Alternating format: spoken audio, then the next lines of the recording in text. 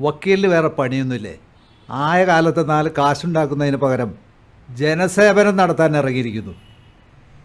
വക്കീലേ, ആ പിള്ളേർ കുറ്റം സമ്മതിച്ചിട്ടുണ്ട്. അവരുടെ മൊഴിയെടുക്കുകയും ചെയ്തിട്ടുണ്ട്. വക്കീലിന് പോകാം. എന്താ താൻ പറഞ്ഞത്? പാവങ്ങളുടെ വക്കീലെന്നോ? അതേടോ, പാവങ്ങളുടെ വക്കീൽ തന്നെയാ. പണം തന്നാൽ ഏത് ചെറ്റയ്ക്കും വീടുപണി ചെയ്യുന്ന തന്നെക്കാൾ ഏതളവ് പോലും കൊണ്ട് തൂക്കിയാലും ഒരു പടി മുന്നിൽ ഈ പാവങ്ങളുടെ വക്കീൽ തന്നെയാണോ. പിന്നെ കാശുണ്ടാക്കാൻ കൂട്ടിക്കൊടുത്താലും കാശുണ്ടാകൂടോ. താൻ ചെയ്യുന്ന ഈ പണിയേക്കാൾ നല്ലത് ആ പണിക്ക് പോവുക. മിണ്ടിപ്പോരുത്.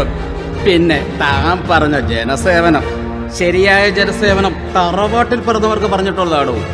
വഴി പിടിച്ചവന്മാർക്ക് പറഞ്ഞിട്ടില്ലത്. അപ്പം വരട്ടെ SI സാറേ.